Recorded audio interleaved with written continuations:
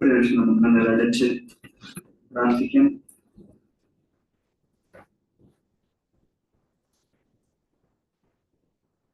വാത്സല്യമേ സ്നേഹിക്കുന്ന സ്വർഗ്ഗസ്ഥ പിതാവേ, വീണ്ടും ഞങ്ങൾ അവിടുത്തെ വചനത്തിന് മുൻപാകെ നന്ദിയോടും സ്തോത്രത്തോടും കൂടി ആയിരിക്കുന്നു.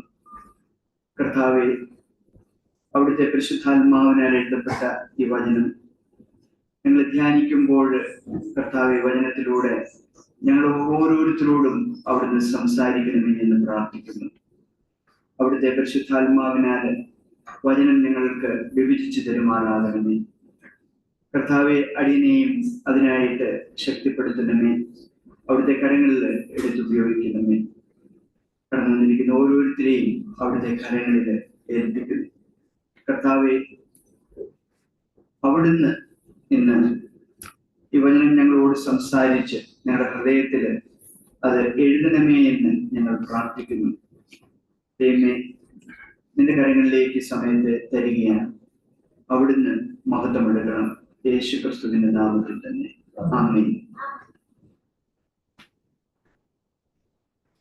അല്പനേരത്തെ വചന ചിന്തയ്ക്കായിട്ട് ലൂക്കോസിന്റെ സുവിശേഷം 5-ാം അധ്യായം അതിന്റെ 1 മുതൽ 11 വരെയുള്ള വാക്യങ്ങളാണ് എടുത്തിരിക്കുന്നത്.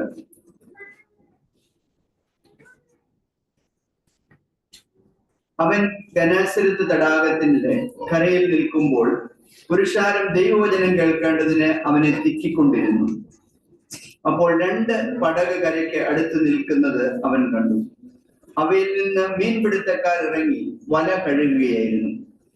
ആ പടകുകളിൽ ശീമോനുള്ളതായ ഒന്നിൽ അവൻ കയറി കരയിൽ നിന്ന് അല്പം നീക്കണമെന്ന് അവനോട് അപേക്ഷിച്ചു. അങ്ങനെ അവൻ പടകിലിരുന്ന് പുരുഷാരത്തെ ഉപദേശിച്ചു. സംസാരിച്ചു തീർന്നപ്പോൾ അവൻ ശീമോനോട്, ആഴത്തിലേക്ക് നീക്കി മീൻപിടുത്തത്തിന് വല ഇറക്കുവിൻ എന്ന് പറഞ്ഞു. അതിന് ശീമോൻ, നാഥ, ഞാൻ രാത്രി മുഴുവനും അധ്വാനിച്ചിട്ടും ഒന്നും കിട്ടിയില്ല. എങ്കിലും നിന്റെ വാക്കിന് ഞാൻ വല ഇറക്കാമെന്ന് ഉത്തരം പറഞ്ഞു. അവർ അങ്ങനെ ചെയ്തപ്പോൾ പെരുത്ത മീൻകൂട്ടം അകപ്പെട്ട് വല കീറാറായി. അവർ മറ്റേ പടകിലുള്ള കൂട്ടാളികൾ വന്ന് സഹായിക്കുവാൻ അവരെ മാടി വിളിച്ചു. അവർ വന്ന് പടക് 2 മുങ്ങുമാറാക്കുവോളം നിറച്ചു. ശീമോൻ പത്രോസ് അത് കണ്ടിട്ട് യേശുവിന്റെ കാൽക്കൽ വീണു. കർത്താവേ, ഞാൻ പാപിയായ മനുഷ്യനാകൊണ്ട് എന്നെ വിട്ടുപോകണമേ എന്ന് പറഞ്ഞു. അവർക്കുണ്ടായ മീൻപിടുത്തത്തിൽ അവനും അവനോടുകൂടെയുള്ളവർക്ക് എല്ലാവർക്കും സംഭ്രമം പിടിച്ചിരുന്നു. ശീമോന്റെ കൂട്ടാളിയായ യാക്കോബ്, യോഹന്നാൻ എന്ന സെബദി മക്കൾക്കും ഔവണ്ണം തന്നെ. യേശു ശീമോനോട്, ഭയപ്പെടേണ്ട, ഇന്നു മുതൽ നീ മനുഷ്യരെ പിടിക്കുന്നവൻ ആകും എന്ന് പറഞ്ഞു. പിന്നെ അവർ പടകുകളെ കരയ്ക്കടുപ്പിച്ചിട്ട് സകലവും വിട്ട് അവനെ അനുഗമിച്ചു.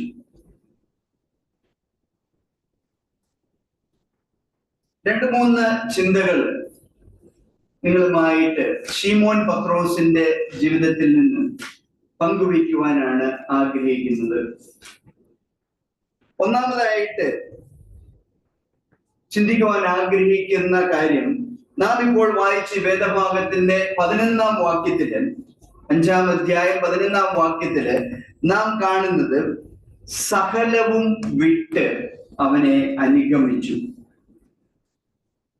അതായത് ഈ അത്ഭുതത്തിലൂടെ ശീമോൻ പത്രോസും അവന്റെ കൂടെ ഉണ്ടായിരുന്നവരും യേശുവില് എന്തോ ഉണ്ട് എന്ന് കണ്ടു. സകലതും വിട്ട്, അതായത് സകലതും വിടുവാൻ തക്കവണ്ണം ഈ വ്യക്തിയില്, യേശുവില് എന്തോ ഉണ്ടെന്ന് അവര് തിരിച്ചറിഞ്ഞിട്ട് അവന്റെ പിന്നാലെ പോയി. അപ്പം ഇത് നമ്മൾ നോക്കുകയാണെങ്കിൽ ഒരു തരത്തിൽ പറഞ്ഞു കഴിഞ്ഞാൽ ശീമോൻ പത്രോസ് സർവ്വതും യേശുവിന് കൊടുക്കുവാൻ തയ്യാറായി.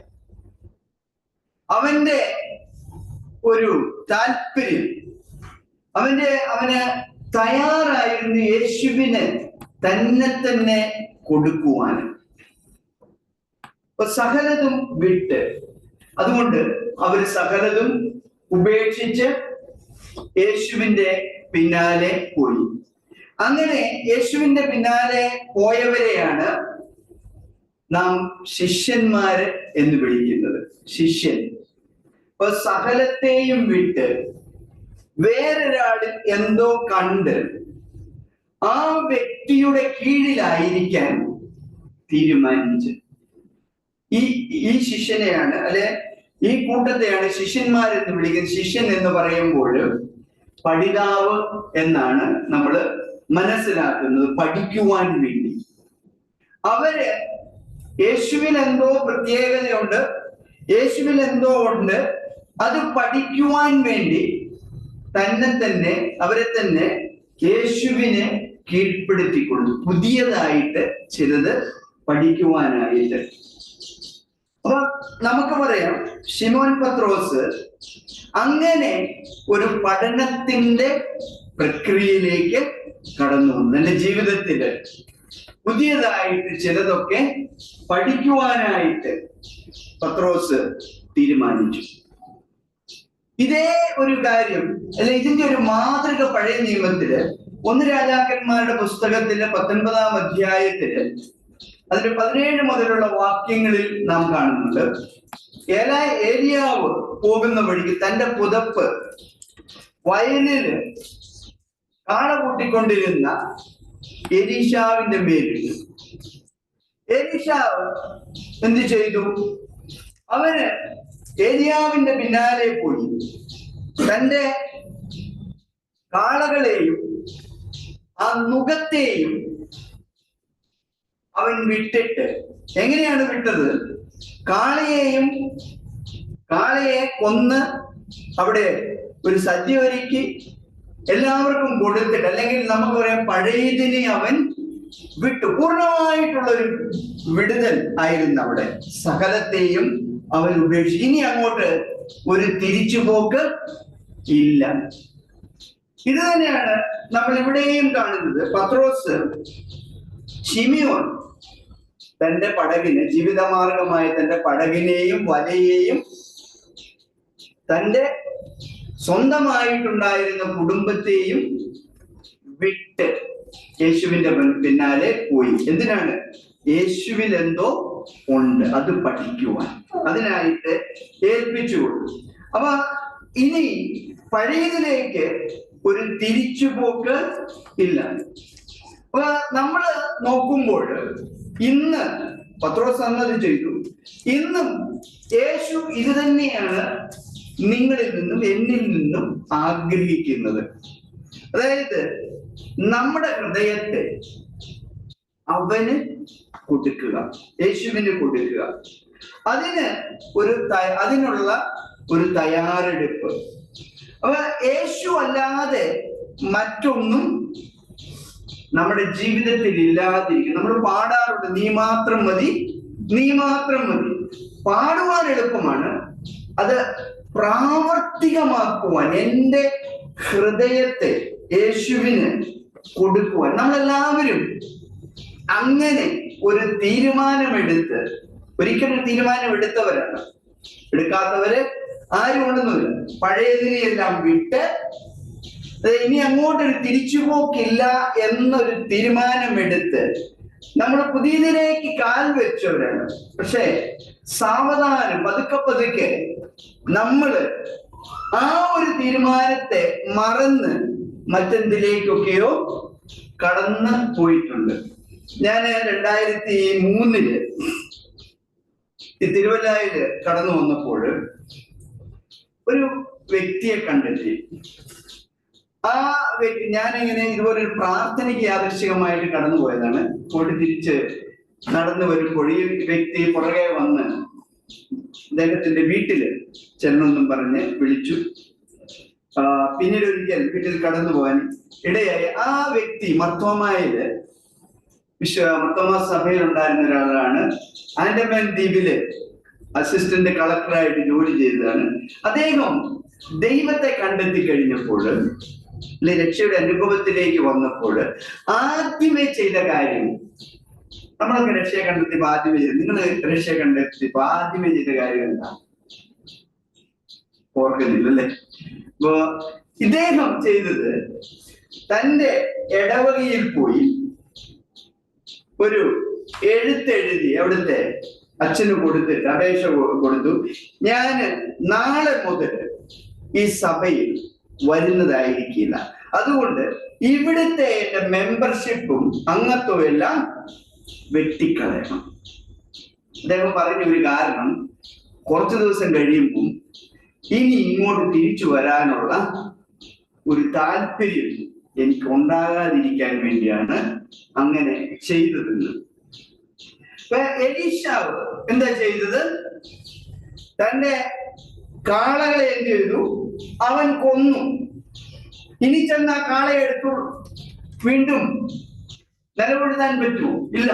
അതെല്ലാം അവൻ നശിപ്പിച്ചു. പഴയതുമായിട്ടുള്ള ആ ഒരു ബന്ധം പൂർണ്ണമായിട്ടും അവൻ വിച്ഛേദിച്ചു കളഞ്ഞു.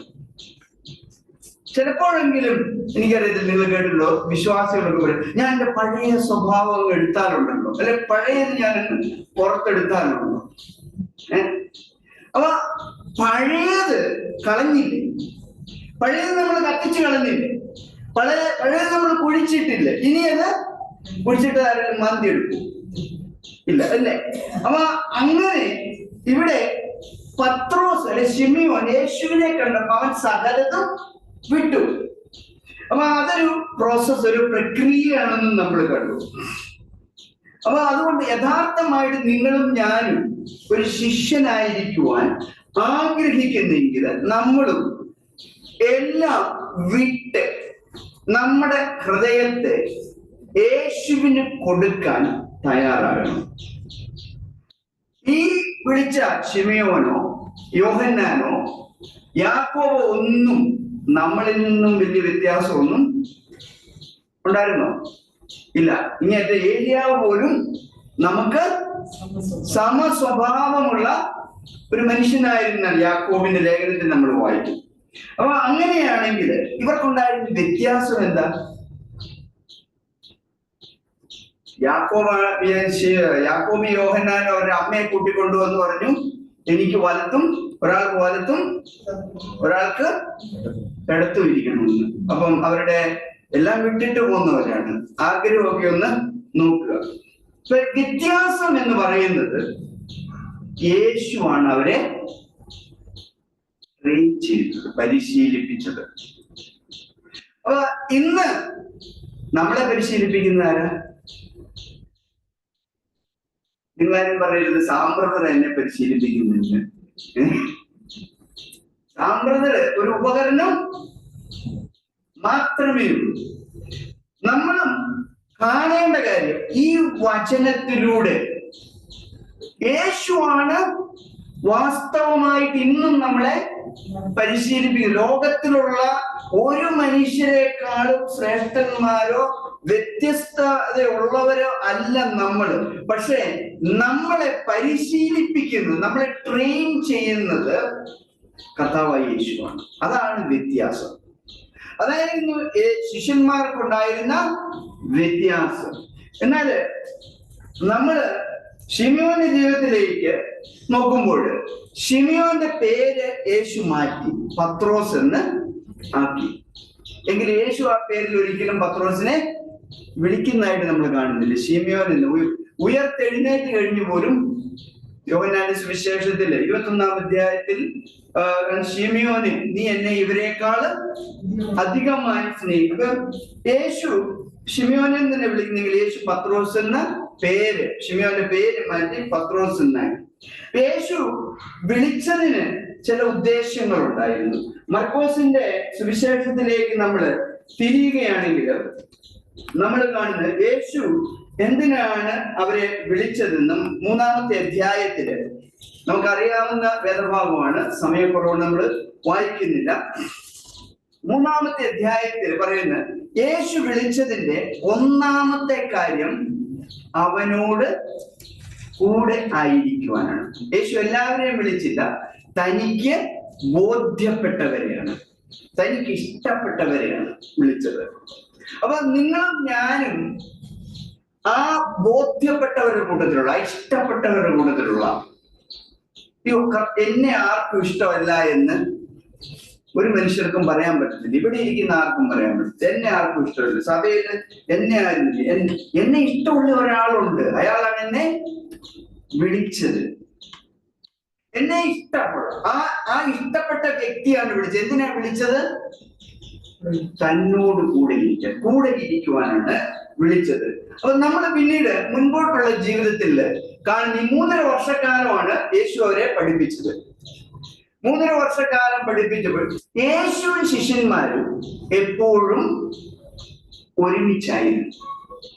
യേശുവും ശിഷ്യന്മാരും ഒരുമിച്ച്, അവരെല്ലാ കാര്യങ്ങളും ഒന്നിച്ചു ചെയ്തു, ഒന്നിച്ച് പ്രവർത്തിച്ചു. അപ്പൊ എവിടുന്ന് അവർ പഠിച്ചത്? യേശുവിൽ നിന്ന്. നമ്മുടെ പഴയ നിയമത്തില് ഒരാളെ കാണുന്നുണ്ട്, ഇങ്ങനെ കൂടെ ആയിരുന്നു പഠിച്ച ഒരാള്. അല്ല, യാക്കോബ് അമ്മയോട് കൂടെ കൂടാരത്തിൽ പാർത്ത് പഠിച്ചു, ഇല്ലേ? എന്നാല് അങ്ങനെ ഒരു മനുഷ്യനിൽ നിന്നല്ല ഇവര് പഠിച്ചത്, കർത്താവായ യേശു ക്രിസ്തു. ഇന്ന് നമ്മൾ പഠിക്കുന്നതും അടിസ്ഥാനപരമായിട്ട് കർത്താവിൽ നിന്നായിരിക്കും. അതിന് നമ്മൾ കർത്താവിനോട് കൂടെ ആയിരിക്കണം. എങ്ങനെ നമുക്ക് കൂടെ ആയിരിക്കാൻ പറ്റും? നമ്മുടെ പ്രാർത്ഥനയില്, നമ്മുടെ വചന ധ്യാനത്തിലൂടെ, വചനത്തിലൂടെ എപ്പോഴും ഈ വചനം നമ്മളോട് സംസാരിക്കുന്നത് കർത്താവ് തന്നെയാണെന്നുള്ള ഉത്തമ ബോധ്യമാണ് ഉണ്ടായിരിക്കുന്നത്. അങ്ങനെ നമ്മള് കർത്താവിൽ കാണുകയും കേൾക്കുകയും ചെയ്താൽ നമുക്ക് ശിമിയോനെ പോലെ പുതിയതായിട്ട് ചിലതൊക്കെ ജീവിതത്തില് പഠിക്കാൻ പറ്റും. രണ്ടാമതായിട്ട് എന്തിനാ വിളിച്ചത്? ആ വേദഭാഗത്ത് പറയുന്നത് ഐക്യപ്പെടുവാനാണ്. കർത്താവ് വിളിച്ചത് ടു ബി സെൻഡ് ഔട്ട്. അപ്പൊ അപ്പസ്തോലൻ എന്ന വാക്കിന്റെ അർത്ഥം ഐക്യപ്പെട്ടവൻ, അല്ലേ? അപ്പൊ അയക്കുവാനാണ് വിളിച്ചത്, ഒരു ദൗത്യവുമായിട്ട് അയക്കുവാനായിട്ട്. അപ്പൊ എന്തിനാണ് അയക്കുന്നത്? പ്രസംഗിക്കുവാൻ. എന്ത് പ്രസംഗിക്കുവാൻ? ദൈവരാജ്യം പ്രസംഗിക്കാൻ. അഭിവൃദ്ധി പ്രസംഗിക്കാനല്ല, സൗഖ്യം പ്രസംഗിക്കാനല്ല, ദൈവരാജ്യം. ശിഷ്യന്മാര് യേശുവിന്റെ പുനരുദ്ധാനത്തിന് ശേഷം നാം കാണുന്നത് അവര് പ്രസംഗിച്ചത് ദൈവരാജ്യത്തെ കുറിച്ചാണ്. അപ്പോസ്തല പ്രവൃത്തി അതിന്റെ അവസാനത്തെ അധ്യായം വായിക്കുമ്പോൾ നമ്മൾ വായിക്കുന്നത്, പൗലോസ് റോമില് ഒരു വീടെടുത്ത് വിഘ്നം കൂടാതെ ദൈവരാജ്യത്തെ കുറിച്ച് പ്രസംഗിച്ചു പോന്നു. അപ്പൊ ദൈവരാജ്യമാണ് സുവിശേഷത്തില് ഉടനീളം യേശു പ്രസംഗിച്ചതും പഠിപ്പിച്ചതും. അപ്പൊ ദൈവരാജ്യത്തിലാണ് സകല മൂല്യങ്ങളും നമ്മൾ കണ്ടെത്തുന്നത്. യേശുവിനെ അറിയണോ? എന്ത് ചെയ്യണം? സുവിശേഷങ്ങള് വായിക്കണം, ധ്യാനിക്കണം. അവിടെ ദൈവരാജ്യത്തിന്റെ തത്വങ്ങൾ നമ്മൾ കാണുന്നത്. അപ്പൊ ഈ യേശുവിന്റെ കമ്പനി, നമ്മൾ ചിലരുടെയൊക്കെ കമ്പനി അല്ലെ സാന്നിധ്യം ഇഷ്ടപ്പെടുന്നുണ്ട്, അല്ലെ? പിള്ളേരൊക്കെ ആണെങ്കിൽ ഇപ്പൊ ഞങ്ങളൊന്ന് പുറത്ത് കമ്പനി കൂടാൻ പൊക്കോട്ടെ എന്ന് ചോദിക്കും. ഈ കഴിഞ്ഞ ദിവസം ഞാൻ ജോലിക്ക് പോയപ്പോ വീട്ടിൽ നിന്ന് ഒരാൾ വിളിച്ചു ചോദിച്ചു, എന്റെ ഒരു പഴയ കൂട്ടുകാരൻ വിളിക്കും, ഞാനൊന്ന് പുറത്തു പോക്കോട്ടെ, അനുവാദം തരാമോ? അപ്പൊ ചെറുപ്പക്കാരൊക്കെ പിള്ളേരൊക്കെ കമ്പനി, അവരുടെ കൂട്ടുകാരൊത്ത് കമ്പനി കൂടാം. ഞാൻ ചോദിച്ചു, എവിടെയാ പോകുന്നത്, എത്ര സമയം എടുക്കും? അപ്പൊ അതിനെല്ലാം മറുപടി തന്നു. അപ്പൊ ഞാൻ പറഞ്ഞു, അങ്ങനെയാണ്, പോയിക്കോ, പോയിട്ട് ഇന്ന സമയത്ത് വരണം എന്നൊക്കെ. അപ്പൊ നമ്മള് അടിസ്ഥാനപരമായിട്ട് കമ്പനി അല്ലെങ്കിൽ കൂട്ടായ്മ കൂടുന്ന ആരോടായിരിക്കും? യേശുവിനോടായിരിക്കും. അതിൽ നമുക്ക് സന്തോഷമുണ്ടാകും. എനിക്ക് എന്റെ യേശുവിനോട് കൂടെ ഇരുന്നാൽ മതി, അല്ലേ? പഴയ ഒരു പാട്ട്, എനിക്കൊന്നും നമ്മളെ വിശ്വാസകോളത്തില് ഈ കരിസ്മാറ്റിക് ധ്യാനത്തിലൊക്കെ പാടിക്കൊണ്ടിരുന്ന പാട്ട് ഞാൻ കേട്ടിട്ടുണ്ട്. അധികം സുഹൃത്തുക്കളൊന്നും ഇല്ലെങ്കിലും അവസാന നാളില് അവിടുത്തെ നാമം എന്റെ അതരങ്ങളിൽ ഉണ്ടായാൽ മതി. അധികം സ്നേഹിതരില്ലെങ്കിലും അധികം സമ്പത്തില്ലെങ്കിലും ആരുടെ നാമം ഉണ്ടായാൽ മതി? യേശുവിന്റെ. അതായത് യേശുവിന്റെ ആ സാന്നിധ്യം ഉണ്ടെങ്കിൽ ഞാൻ ഒരിക്കലും എന്ത് എനിക്കില്ല ഏകാന്തത ഇല്ല. എനിക്ക് ഒരു അപകർഷതാബോധം, എന്റെ അടുത്ത് എപ്പോഴും ആരുണ്ട്? അത് ആഗ്രഹിക്കണം, ആസ്വദിക്കണം. അപ്പൊ നമ്മളോട് തന്നെ ഒന്ന് ചോദിക്കേണ്ടത്, ഞാൻ വാസ്തവമായിട്ട് യേശുവിന്റെ ആ സൗഹൃദം അല്ലെ ആ സാന്നിധ്യം ആസ്വദിക്കുന്ന വ്യക്തി ആണോ? അങ്ങനെ ആസ്വദിക്കുന്നുണ്ടെങ്കിൽ അവന്റെ കൽപ്പനയും നാം അനുസരിക്കും. ഈ പരിശീലനം എല്ലാം കഴിഞ്ഞ്, ഈ കൂടിയിരിപ്പെല്ലാം കഴിഞ്ഞ് യേശു മത്തായിയുടെ സുവിശേഷം 28-ാം അധ്യായത്തിൽ അവരോട് പറയുന്ന കാര്യമുണ്ട്. അവരെ അയക്കുന്ന വലിയ കമ്മീഷൻ, ദൗത്യം അവരെ ഏൽപ്പിക്കും വരുന്നുണ്ട്. നിങ്ങൾ പോയി എന്ത് ചെയ്യണമെന്നാ? സകലരെ അതിനു മുൻപ് സ്നാനപ്പെടുത്തുകയും ഞാൻ പഠിപ്പിച്ചതൊക്കെയും അനുസരിക്കാൻ പഠിപ്പിക്കുകയും ചെയ്ത് അവരെ ശിഷ്യരാക്കിക്കൊള്ളു. അല്ലെ? ഈ കാര്യങ്ങളെല്ലാം അവിടെ ഉണ്ട്. ഒന്നാമതായിട്ട് എന്ത് ചെയ്യണം? സ്നാനപ്പെടുത്തണം. ഈ സ്നാനം എന്തിനാണ്? സ്നാനം നമ്മുടെ ഒരു ചടങ്ങല്ല, അതൊരു അടയാളം മാത്രമാണ്. എന്റെ പഴയതിനെയല്ല എലീശാവ് ചെയ്തതുപോലെ, ശിഷ്യന്മാർ ചെയ്തതുപോലെ വലയും വള്ളവും ഉപേക്ഷിച്ച്, അതായത് പഴയതിനെ കുഴിച്ചിടുന്ന അല്ലെ വിട്ടുകളയുന്ന ഒന്നാണ്. അല്ലെ? യേശുവിനോടൊക്കെ മരിച്ച് ഉയർത്തെഴുന്നേറ്റ്, അടക്കപ്പെട്ട് ഉയർത്തെഴുന്നേറ്റ് പുതിയ സൃഷ്ടിയായിത്തീരുന്ന, ആകയാൽ ക്രിസ്തുവിലുള്ളവര് പുതിയ, അതാണ് ഒന്നാമത്തെ പടി. ഇല്ലേ? ഇപ്പൊ നമ്മള് ഒരു ചോദ്യം ചെയ്യുന്നുണ്ട്, ഒരുവൻ എങ്ങനെയാണ് ക്രിസ്തീയ ജീവിതം നയിക്കുന്നതെന്ന്? ക്രിസ്ത്യാനി ആയിട്ടാണോ അതോ ക്രിസ്തീയ ജീവിതം നയിച്ചിട്ടാണോ ക്രിസ്ത്യാനി ആയിരിക്കുന്നത്? പിന്നെ എങ്ങനെയാ ഒരാൾ ക്രിസ്ത്യാനി ആകുന്നത്? വിശ്വാസിയായിത്തീരുന്നത് വിശ്വാസ ജീവിതം നയിച്ചിട്ടാണോ അതോ വിശ്വാസിയായി തീർന്നിട്ടാണോ വിശ്വാസ ജീവിതം നയിക്കുന്നത്? ആദ്യമേ വിശ്വാസി ആകണ്ടേ? അപ്പൊ വിശ്വാസി ആകുന്നത്, ഒരു ക്രിസ്തുവിന്റെ ശിഷ്യയായിത്തീരുന്നത് സ്നാനത്തിലൂടെ ആണ്. ഈ ഒരു കാര്യത്തില് സഭയിൽ ഒരു കാലത്തും ഒന്നുണ്ടായിട്ടില്ല, ഐക്യവും ഉണ്ടായിട്ടില്ല. അപ്പൊ ഒന്നാമത്തെ കാര്യത്തിൽ തന്നെ നമുക്ക് ഐക്യമില്ല. രണ്ടാമത്തെ കാര്യത്തില് നമ്മുടെ കാര്യമല്ല, ഞാൻ സഭയിൽ മൊത്തത്തിലുള്ള കാര്യമല്ല, ആഗോള. അപ്പൊ രണ്ടാമത്തെ കാര്യം അനുസരണമാണ്. അല്ലേ? അപ്പൊ ഞാൻ പഠിപ്പിച്ചതൊക്കെയും അനുസരിക്കാൻ പഠിപ്പിക്കുക. അപ്പൊ കർത്താവ് നമ്മളോട് പറഞ്ഞ കാര്യങ്ങൾ നാം അനുസരിക്കുന്നില്ലെങ്കിൽ എന്തെങ്കിലും നാം അവനിൽ നിന്ന് പഠിച്ചു. യേശു പറഞ്ഞ, ഞാൻ എൻ്റെ പിതാവിൽ നിന്ന് കേട്ടതും കണ്ടതും അല്ലാതെ ഒന്നും സംസാരിക്കുന്നില്ല, ഒന്നും പ്രവർത്തിക്കുന്നില്ല. അപ്പൊ നമ്മള് വാസ്തവമായിട്ടും അവന്റെ ശിഷ്യന്മാരായി തീർന്നിട്ടുണ്ടെങ്കിൽ അവനെ അനുസരിക്കും. കാരണം നമ്മൾ കേൾക്കുന്ന എവിടെ നിന്നാണ്? കർത്താവിൽ നിന്നാണ്. കർത്താവിൽ നിന്ന് കേൾക്കുകയും കാണുകയും ചെയ്യുമ്പോൾ അത് നമ്മൾ അനുസരിക്കുമ്പോഴാണ് വാസ്തവമായിട്ടും നമ്മൾ അവന്റെ ശിഷ്യന്മാരായി തീരുവാനും. ഒരാള് നമ്മൾ പറയുന്ന കാര്യങ്ങളൊന്നും അനുസരിക്കുന്നില്ല, എങ്ങനെ അവനെ ശിക്ഷപ്പെടുത്താൻ സാധിക്കും? ഇപ്പൊ വീട്ടില് ഞാൻ പറയുന്ന കാര്യങ്ങൾ ഇവർ രണ്ടുപേരും അനുസരിക്കത്തില്ലെങ്കിൽ പിന്നെ എങ്ങനെ ഇവരെന്റെ മക്കളായിത്തീരും? ഇവരെ ഞാൻ മക്കളായിട്ട് വളർത്തും, ആഹാരം കൊടുക്കാം, വസ്ത്രം കൊടുക്കാം, അല്ലേ? ഞാൻ പറയുന്ന പഠിപ്പിക്കുന്ന കാര്യങ്ങൾ ഇവരെന്റെ കൂടെയാണ്, എന്നെയാണ് കാണുന്നത്, അല്ലേ? ബാക്കിയുള്ളവരൊക്കെ പിന്നെയാണ് കാണുന്നത്. അപ്പൊ എന്നെ കാണുന്നു, എന്റെ ജീവിതം കാണുന്നു, എന്നിൽ നിന്ന് കേൾക്കുന്നു.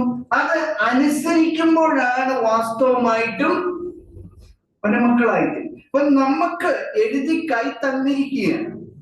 ഇന്ന് യേശു ശാരീരികമായിട്ട് നമ്മളോട് കൂടെ ഇല്ലെങ്കിലും അവന്റെ സാന്നിധ്യം എപ്പോഴും നമ്മോട് കൂടെയാണ്. അപ്പൊ ഇതിൽ നാം അവനെ കാണുകയും കേൾക്കുകയും ചെയ്ത് അവനെ അനുസരിക്കുന്നില്ലെങ്കിൽ ഒരിക്കലും നമുക്ക് മക്കളായി തീരാൻ സാധിക്കും, ശിഷ്യരാകാൻ പറ്റുന്നില്ല. അതാണ് നമ്മുടെ ജീവിതത്തിൽ നമ്മൾ പരിശോധിക്കുന്നത്. അപ്പൊ അങ്ങനെ അനുസരണമുള്ള നമ്മള് കൂടി വരുമ്പോഴാണ് സഭയിലും എപ്പോഴും എന്തുണ്ടാകുന്ന അനുസരണവും കീഴ്പ്പെടലും എല്ലാം ഉണ്ടാകും. ഇല്ലാത്തടത്ത് ഭയങ്കര ബഹളമായിരിക്കും അല്ലേ?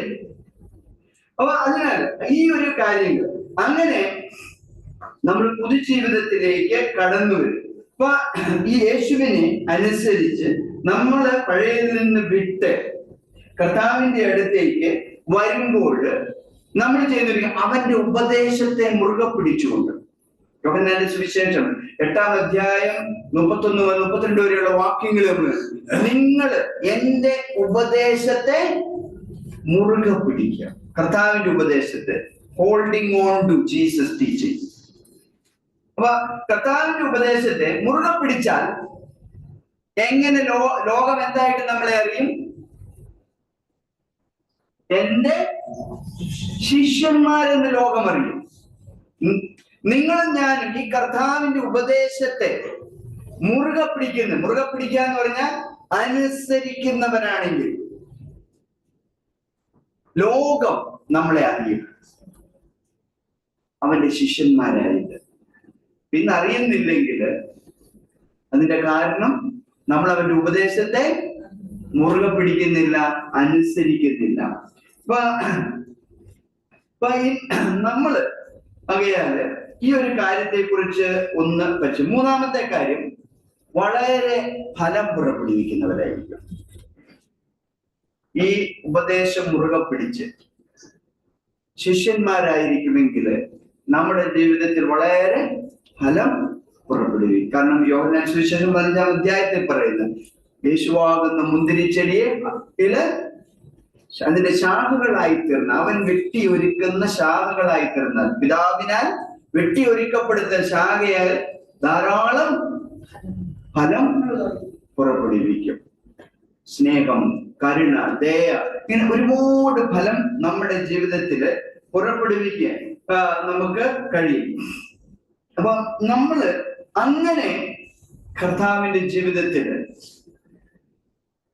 നിന്ന് പഠിച്ച് നമ്മുടെ ജീവിതത്തെ പണിയുന്നുവെങ്കിൽ നമുക്ക് ഉത്തമ ശിഷ്യന്മാരായിട്ട് ജീവിക്കാൻ സാധിക്കും. ഇന്നലെ ഈ നമ്മുടെ ഒരു വലിയ പ്രശ്നം എന്ന് ചോദിച്ചാല്, പലപ്പോഴും ശിഷ്യന്മാരുടെ ജീവിതത്തിൽ കാണുന്ന പോലെ തന്നെ നമ്മുടെ അവിശ്വാസം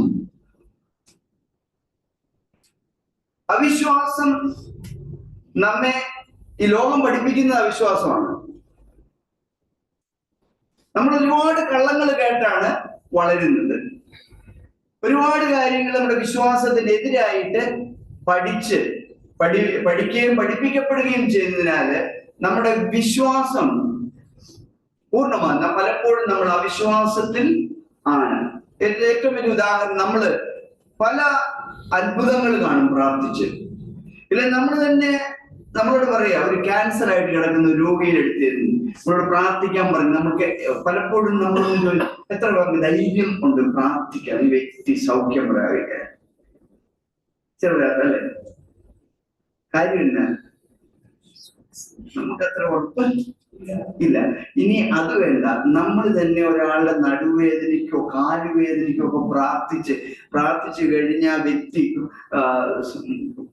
കുഴപ്പമില്ല എന്നൊക്കെ പറഞ്ഞൊക്കെ പോയിട്ട് പിന്നെ നമ്മൾ ബ്രദറെ എന്റെ കാലിന് എങ്ങനെയുണ്ടെന്ന് ചോദിച്ചാല് ഒരു അവിശ്വാസത്തിന്റെ ഒരു ധ്വനി അതിനകത്തുണ്ട്. കാരണം പ്രാർത്ഥിച്ച് സൗഖ്യം കിട്ടിയ പിന്നെ വീണ്ടും അത് വരുമോ? ഇല്ല. പലപ്പോഴും നമ്മുടെ പ്രാർത്ഥന ഒരു അവിശ്വാസത്തിൽ നിന്നുള്ള ഒരു കർത്താവ് ചെയ്യും എന്നുള്ളൊരു വിശ്വാസത്തിലുണ്ട്. ദേവാലയത്തിലേക്ക് പ്രാർത്ഥിക്കാൻ പോയ പത്രോസ് യോഹന്നാനും അവിടെ ഇരിക്കുന്ന മുടന്തനോട് പറഞ്ഞു, ഞങ്ങൾക്ക് സ്വർണമോ വെള്ളിയോ ഇല്ല, തരുവാനില്ല, ഞങ്ങൾക്കുള്ളത് ഞങ്ങൾ തരുന്നു. കർത്താവ് യേശു ക്രിസ്തുവിന്റെ നാമത്തിൽ സൗഖ്യമാക്കാൻ പറഞ്ഞില്ല, കയ്യെ പിടിച്ച് എഴുന്നേറ്റ് നടക്കാൻ പറഞ്ഞു. ഒരു സംശയവും ഇല്ലായിരുന്നു. ഞാൻ കയ്യെ പിടിച്ച് എഴുന്നേൽപ്പിച്ചിട്ട് വിട്ട് കഴിയുമ്പോൾ മുടന്തൻ താഴോട്ട് പോകുന്നൊരു സംശയമൊന്നും ഇല്ലായിരുന്നു. അപ്പൊ എന്തുകൊണ്ടാണ് അത് വരുന്നത്? അവര് ഈ പഴയതിനെ വിട്ട് ക്രിസ്തുവിൽ നിന്ന്, യേശുവിൽ നിന്ന് പഠിച്ച് പുതിയ ജീവിതത്തിലേക്ക് ഒന്ന് പുതിയത് പ്രാപിച്ചപ്പോൾ അവരെ യേശു അത്ഭുതങ്ങൾ പ്രവർത്തിക്കുന്ന ഒരു ജീവിതത്തിലേക്ക് നടത്തി. യേശുവിനെ അനുസരിച്ച് ഞാൻ ചെയ്യുന്നതിന് അധികമായിട്ട് നിങ്ങൾ ചെയ്യും. ആ ഒരു വിശ്വാസത്തിലേക്ക് അവരെ കൊണ്ടുവരികയാണ്. ഒരു കാര്യം പറഞ്ഞിട്ട് ഞാൻ സമയക്കുറവുകൊണ്ട് നിർത്തുകയാണ്. ശിഷ്യന്മാരുടെ അവിശ്വാസം നമ്മുടെ അവിശ്വാസം ഒരുപോലെയാണ്. യേശു 17 പ്രാവശ്യം പുതിയ നിയമത്തില് അവരോട് പറയുന്നുണ്ട്, മനുഷ്യപുത്രൻ യെരൂശലേമിൽ പോവുകയും അവിടെ വെച്ച് പിടിക്കപ്പെടുകയും പീഡിപ്പിക്കപ്പെടുകയും പുരോഹിതന്മാർക്ക് ഏൽപ്പിച്ചു കൊടുക്കുകയും അവർ ജാതികൾക്ക് ഏൽപ്പിച്ചു കൊടുത്ത് യേശുവിനെ ക്രൂശിക്കുകയും അവൻ മരണശിക്ഷയ്ക്ക് വിധേയനാകുകയും ചെയ്യുമെന്ന്, എന്നാൽ 3-ാം നാൾ അവൻ ഉയർത്തെഴുന്നേൽക്കും എന്ന് ശിഷ്യന്മാരെ പഠിപ്പിച്ചു. നമ്മള് ലൂക്കോസിന്റെ സുവിശേഷം 24-ാം അധ്യായത്തിലേക്ക് വരുമ്പോൾ എമോസിലേക്ക് പോകുന്ന ശിഷ്യന്മാര് പല കാര്യങ്ങളും സംസാരിച്ചിട്ടുണ്ട്. എല്ലാം ഫാസ്റ്റ് ടെൻസിലാന്ന് ഇംഗ്ലീഷിൽ പറയാം, ഭൂതകാലത്തിൽ കഴിഞ്ഞു പോയ ഒരു കാര്യമായിട്ട്. എന്നിട്ട് അവസാനം യേശു കൂടെ വന്നപ്പോ അവര് പറഞ്ഞു, ഞങ്ങളുടെ സഹോദരിമാർ ചിലര് ഞങ്ങളെ അത്ഭുതപ്പെടുത്തി, ഞങ്ങളെ സ്തംഭിപ്പിച്ചു. അവര് രാവിലെ കല്ലറയ്ക്കൽ ചെന്നു, അവന്റെ ശരീരം അവിടെ കണ്ടില്ലതാണ്. യേശു 17 പ്രാവശ്യം പറഞ്ഞ കാര്യങ്ങൾ അവര് എന്ത് ചെയ്തില്ല? വിശ്വസിച്ചില്ല. അവര് വിശ്വസിച്ചില്ല. നമ്മളൊന്ന് ചിന്തിച്ചു നോക്കിയേ, നമ്മളോട് ഒരു കാര്യം വാക്തത്വം പറയുകയാണ്, നിങ്ങൾക്ക് ഇന്ന ദിവസം നല്ലൊരു ജോലി കിട്ടും, നല്ലൊരു കാർ കിട്ടും, ഒരു ഫ്ലാറ്റ് കിട്ടും, പിന്നെ 1 കോടി രൂപ നിങ്ങളുടെ അക്കൗണ്ടിൽ വരും. ആ പറഞ്ഞതുപോലെ തന്നെ നല്ലൊരു ജോലി കിട്ടി, നല്ലൊരു ഫ്ലാറ്റ് കിട്ടി, നല്ലൊരു കാറ് കിട്ടി, നമ്മൾ ആഗ്രഹിച്ച ആ വിലപിടിപ്പുള്ള കാറ് കിട്ടി. ഇനി ഒരു കാര്യം കൂടെ സംഭവിക്കാനുള്ളൂ. എന്താണ്? 1 കോടി രൂപ അക്കൗണ്ടിൽ വരും. നമ്മൾ കാത്തിരിക്കുവോ? നമ്മൾ ആകാംക്ഷയോടുകൂടി കാത്തിരിക്കുവോ? എപ്പോഴും അക്കൗണ്ടില് നോക്കിക്കൊണ്ടിരിക്കും, വന്നോ വന്നോ വന്നോ, ഇല്ലേ? യേശു ശിഷ്യന്മാരോട് ഈ 17 പ്രാവശ്യം പറഞ്ഞതുപോലെ എല്ലാം സംഭവിച്ചു. യേശു യെരൂശലേമിൽ പോയി, അവൻ പിടിക്കപ്പെട്ടു, പുരോഹിതന്മാരാൽ വിചാരണ ചെയ്തു, അവനെ അടിച്ചു, ക്രൂശിലേറ്റി, അവൻ മരിച്ച് അടക്കി. എല്ലാം യേശു പറഞ്ഞതുപോലെ സംഭവിച്ചിട്ടും അവർ പിന്നെയും എന്ത് ചെയ്തു? കല്ലറയിൽ അവന്റെ ശരീരം അന്വേഷിച്ചു. അവൻ ഉയർത്തെഴുന്നേൽക്കുമെന്ന് ഒരു ചിന്ത പോലും മനസ്സിൽ വന്നില്ല. ഇത് തന്നെയാണ് നമ്മുടെ ആവശ്യം. നമ്മുടെ ക്രിസ്ത്യ ജീവിതത്തിൽ നമ്മുടെ ജീവിതം ഒന്ന് പരിശോധിച്ചാൽ ഇത് തന്നെ നമുക്ക് കാണുവാൻ കഴിയും. അതുകൊണ്ട് പ്രിയമുള്ളവരെ, നമ്മുടെ ജീവിതത്തിൽ ഈ ശിഷ്യന്മാരുടെ ജീവിതവുമായിട്ട്, ശിമിയോന്റെ ജീവിതവുമായിട്ട് ഒന്ന് തുലനം ചെയ്ത് നമ്മളിപ്പോൾ നമ്മുടെ വിശ്വാസത്തില്, നമ്മുടെ പഠനത്തില് എവിടെ നിൽക്കുന്നു എന്ന് ഒന്ന് ചിന്തിക്കണം.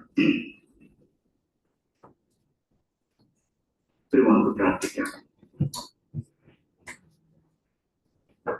ദൈവമേ, അവിടെ ഞങ്ങളെ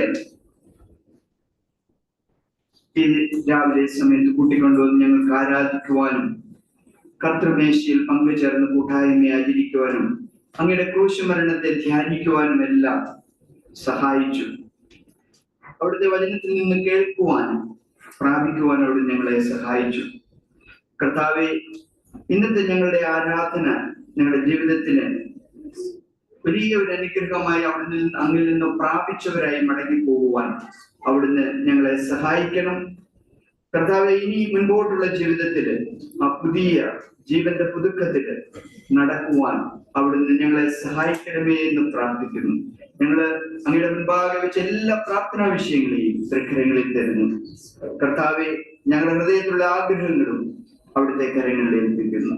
കർത്താവെ, അവിടുത്തെ ഉപദേശത്തെ മുറുകെ പിടിച്ച് ലോകത്ത് ഞങ്ങളെ അറിയുന്ന അവിടുത്തെ ശിഷ്യന്മാരായി തീരുവാൻ സഹായിക്കണമേ ദൈവമേ. ഞങ്ങൾ കർത്താവ് യേശു ക്രിസ്തുവിന്റെ നാമത്തിൽ ചോദിക്കുന്നു പിതാവേ, ആമേൻ. പിതാവായ ദൈവത്തിന്റെ സ്നേഹം, പുത്രന്റെ കൃപയും പരിശുദ്ധാത്മാവുടെ കൂട്ടായ്മ സഹവാസം കേട്ട വചനങ്ങളുടെ മേലും പ്രാർത്ഥിച്ച എല്ലാ വിഷയങ്ങളും എപ്പോഴും ആമേൻ.